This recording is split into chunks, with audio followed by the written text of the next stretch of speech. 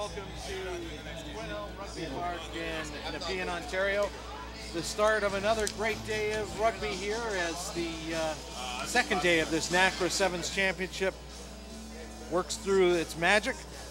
I'm Doug Cross along with Rob Turk, and we're going to be seeing a game between the Bahamas and the USA men.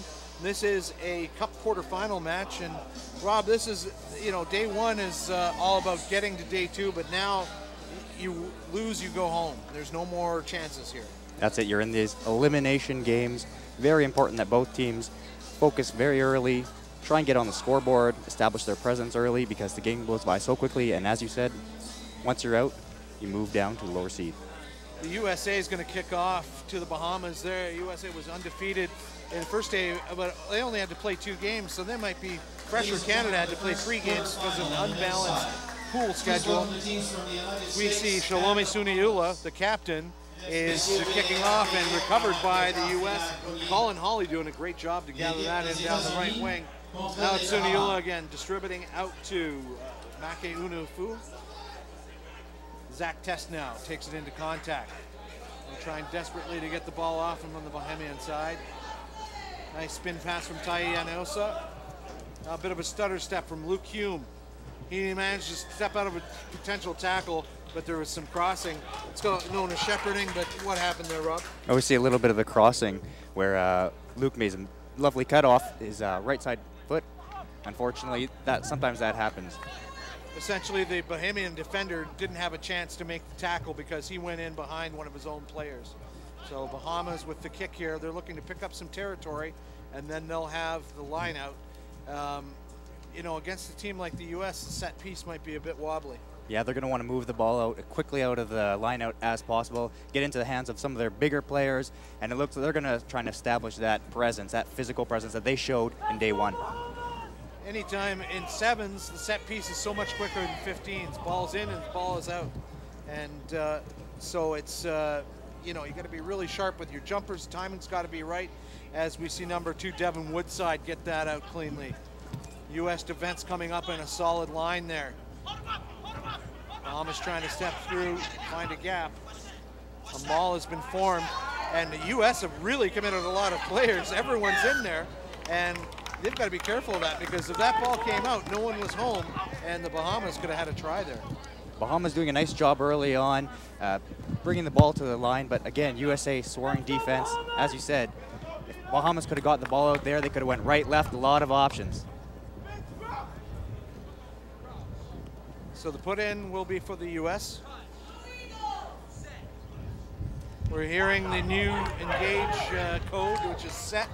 This has gotten a little messy, but the U.S. come away with it. Tai Enosa. Now feed back inside to Enosa. He's linked up well. Fighting through the gap, staying on his feet. He gets it outside to Test. And now that's going to be a try from Hume, possibly. Bahamas shut that lane down. He jinks around a couple of more times. And Suniula now, wide cutout pass. That's Unufu, and he will score. Maka Unufu, and they were just patient, looking for the gaps, keeping the ball alive, and that paid off in the end. Yeah, USA has so many threats. We saw it here. It wasn't just one player. A lot of lovely offloads, and that ability to fend players off, fend defense off. So we'll see the replay here. Lovely little step by 12, finding that corner. That's Makunu. Beautiful try. It really, it was quite something to see Luke Hume. He considered lane 1, lane 2, lane 3. And, coaches often say, don't run laterally, run forward. In sevens, you're allowed to drop back and give up some of the territory because there's so much space with just 14 players. Yeah, and Hume is starting winger for their 15s team as well, so I think he really enjoys the space that he has when he plays sevens. Can be more of a threat, small, jinky, and we saw him exploit defenses yesterday. You don't have all those big lumpy forwards out there taking up all the grass there. So USA had 7-0 with that conversion made. Shalom Suniula getting this game started again, and their restarts worked quite well just off the fingertips there, though the Bahamas have managed to recover. I thought I saw a touch flag go up, but maybe not. Bahamas doing a nice job of spreading the ball wide. It looks like that's going to be their game plan as we see they're moving it wide, trying to use their space.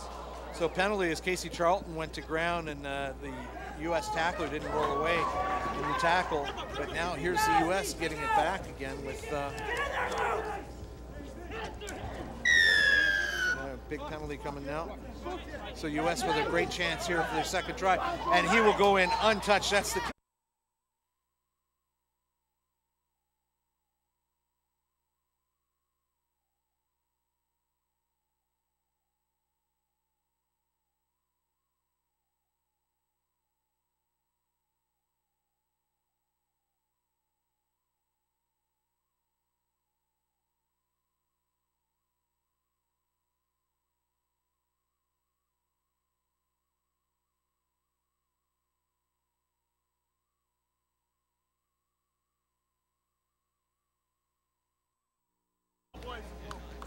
So now it's 14-0 with just about 5 minutes gone.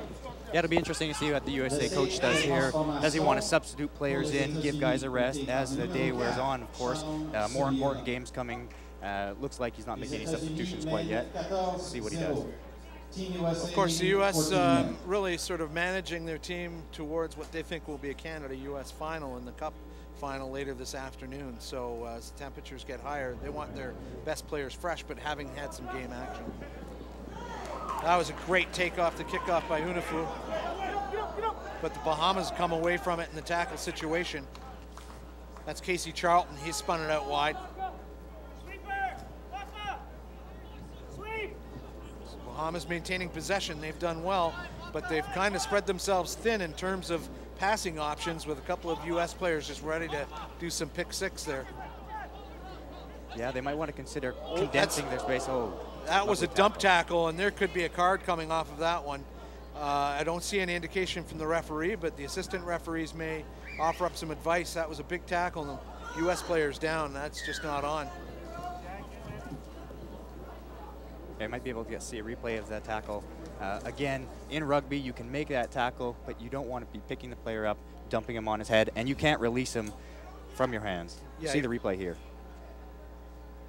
Well, that's called tipping the garbage can in rugby circles, and players' legs are above his feet. Now, referee, I think, was just completely unaware it was behind the play or something. But I bet you the U.S. will do a sighting on that. Yeah, I think that was not sure if it was intentional, but again, the feet went above the head. Don't want to see that. Yeah, you got to put the player to ground under control, essentially, which sounds counterintuitive when you're in a tackle situation. But sometimes it can be tough, exactly. U.S. getting that ball out cleanly. That's Hume now. Does a stutter step, goes to his right. Now he'll score under the post untouched. And what a great first step Hume has there. Just drops his shoulders, suggests he's maybe passing, and then he's in through on a clean lane. I think when you have as much speed as he has, you just have so many options. And we'll see here in the replay, lovely little stutter step, waits, and there's my hole. Yep. That stutter step is why those guys run the ladders and have the quick footwork drills, is so that your feet are always moving. That means you can go sideways, you can go any direction, versus just plodding along like I was when I was a big forward, and you could tell where I was going. So that's the agility work, right? That's right. One of those essential skills. You see the boys training, the girls training that all the time. The ladder work, the fast feet, the agility, important part of the game. Shalome Suniolo converts that, and so it's 21-0 at halftime. And no surprises here. The U.S. aren't putting the gas down real hard. I think they won't look to empty their tank because they still have a semifinal and a final game to go. Yeah, I completely agree. Right now, they're happy with where they are. They have a comfortable lead. You know, they're not going to want to put their foot off the gas just quite yet. Probably look to score early in the second half, put this one to bed. Yeah, we'll see as the 1 minute halftime expires if they're putting in some fresh faces. My guess would be someone like Carlin Isles or maybe Mike Pelifau, getting them out there to just get some game action, because you never want to go into the important games not having even been tackled on a day, do you? Like, let's say you're a bench performer, you're an important guy coming in, and until you get that first tackle put on you or made that first tackle, you're just not quite in the game. From a coaching strategy, I completely agree. You want all your players early on in the day to get a feel for the ball, because the game goes by so quickly. Few hits on the shoulder, few passes, few touches, but sets you up very nicely for the next game. So break time is over. They've put the teacups away, and they're going to get underway here, and it's going to be the Bahamas kicking off in the second half. Temperature's still pretty reasonable right now. At least we're standing up here talking at the top of the grandstand. Yeah. Put all that running around stuff. Yeah, feeling a nice breeze. I think on the Bahamas end, number 6, Durian Beadle's going to need to get involved a little bit more. He was sort of their go-to player. I made some nice breaks yesterday. They want to get things going. He's going to be key in turning this around for them. So Dorian Butler will get this underway for the Bahamas. Actually, that was Durian Beadle. And that bounced in play before going into touch. Didn't go out on the full. And so it'll be a line out to the USA. Yeah, surprising. I thought that one went out on the full, but apparently not. So line out USA. Again, they're going to keep it very simple rugby. Spread the ball wide, find their hole, support. The Americans were making the argument that it went out on the full, they would have had an indirect penalty at half. They have no trouble converting this to a good possession. Taya Inosa, now Hume back inside. Unufu. Almost isolating himself was Colin Hawley. He's a veteran of the sevens team. And that's Inosa again. And boy, Luke Hume is really lighting it up in this game. This is his 3rd try of the game. And Hume's putting his hand up for more action today. And I think Canada's going to want to note that. They already know that, but he looks like he's on top of his game here. We'll see the replay. He took the pass cleanly, and then it's a step inside. And, you know, you see his head swiveling around looking for support, and that can be just as deceptive as a stutter step because, oh, guys, are going to pass? Is the trailing player and support going to get that pass? Absolutely, it can, and he's perfected that. You notice earlier on, USA really spreading players out across the field, and on the defense on the Bahamas, it makes it very challenging because you need to be covering the full length of the speed of the field, rather. USA taking advantage of that space on attack. Suniola provided the extras. It's 28-0. We talked about that early score for USA in the game. They've got it now. Now I can see them look to substitute a few players in, give guys rest. Yeah, we've just seen, just gonna pick up the number that came off here. Looks like it might be Inosa. Oh no, that's Suniola, the captain, is off. Great job trying to get that ball, and the US have come away with it yet again. Rocco Maurer getting to the breakdown. Now the Bahamas will come away with it from the tackle situation. A bit of a pass to no one, and the US will get to that and kicking it through. And that oh, it looked like that player was being interfered with before he could get to the ball, but we'll have the knock on, and it'll be scrum to the Bahamas inside their own 22. Yeah, I think it was the knock on first, and Bahamas really need to take advantage of this possession. They haven't had a lot of it in the game so far, and I'd like to see them give the ball, crash it up maybe, few phases, secure that, and start to establish that sort of phase play, which they found a little bit of success yesterday.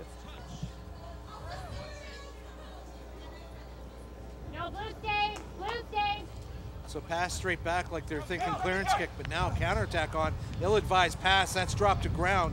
U.S. trying to get to that ball, but the Bahamas just passed out in open play. That's going to be a try, and that's number 1, Carlin Isles, the track star we were talking about, literally a member of the U.S. track and field team. And he said, this rugby doesn't look too bad, and traded his spikes for his boots. There's so a lot of talk. Try this weekend. That's it. A lot of talk about him coming into this tournament, his speed. It'd be nice to see a little bit of it as the day goes on. But doing a nice job scoring the try. Again, when you play a team like USA, you can't have those sloppy mistakes, and they're going to result in tries. Yeah, it was the panic of the Bahamian player. Well, I've got no one, and then the ball goes to ground, and nothing you can do. The other team's going to take it. And again, as you develop your systems and your program, so important, those fundamental skills in sevens, because that's a result of a knock-on and drop ball. So tough conversion attempt here coming from Ty Inosa. It was literally a touch line conversion. He's got his feet on the chalk, and that's a great kick. Wow. That's a lovely, lovely the strike rugby there. knowledgeable crowd knows how hard that kick is, and he played that like a Tiger Woods draw, you know, it just came around and Beautiful. dropped it over. Not that they needed it. It wasn't emergency points at all, but you got to appreciate that kind of kicking skill. Might be valuable later on the day, though. 35-0 for the USA, and another high floating offering hits the ground before U.S. hand can get to it. Nice spin pass out by Jamiko Cooper. but the U.S. have come away with it again, and the Bahamas must be wondering what the rugby ball looks like because they haven't touched it very much. That's Maka Unufu. And now, desperation pass backdoor by Makate. And it'll be another try for the USA, this one from Jack Halalilo. Lovely little offload from number 3, Taylor McCott. We'll see it here. Beautiful fend off and the no-look pass. Wonderful. And is that, I don't know that that's the kind of skill a coach is going to teach you. That's when you're messing around with your mates at the end of training and you're just doing the sort of trick shots and everything like that. But those are the ones that will make the great release, the backdoor unexpected pass. Absolutely, so valuable. And you know what? I think coaches are starting to practice those sorts of passes. Maybe not too technical, but saying, listen, the importance of offloading that ball, reaching around players. You're starting to see more and more of that in training because as we see in sevens, it's so valuable. So much easier kick, and he misses that one. So no rhyme or reason as I know. Oh, that was a Nosa. He was taking those other kicks too. So anyway, no harm, no foul. 40-0. Yeah, USA doing a nice job of controlling this game. I don't think the Bahamas have been past half, and a consolation try for them would be great right now, though. Yeah, and if that happens, you'll see what kind of rugby crowd attention is paid to the underdogs when they get that sort of last score. They love that kind of stuff. Jack Halilo getting tied up. Now he's stepping out of a couple of tackles. Offloads. That was Isles managing to find Unufu.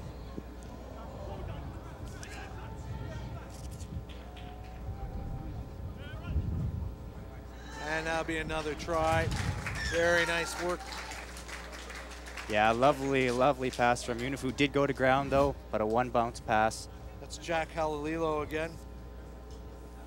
And so his second try of the second half. And so everyone wanting to get a touch of the ball, but it's not about the glory of scoring. It's about just piling up the points and showing, hey, we're the big dogs in this fight. And, you know, because they had one less game, they probably got a few more things that they want to work out in this game now that it's safely out of reach, that they're going to get their younger players some of that field testing. Yeah, absolutely. And one of the beautiful things about the sevens game, even if it is in this instance 45-0, it's fun to watch every minute of it. So that's Peter Tibero putting over the extra points to bring it up to the final score of 47-9 for the USA over the Bahamas. Great working with Rob Turk, and we'll have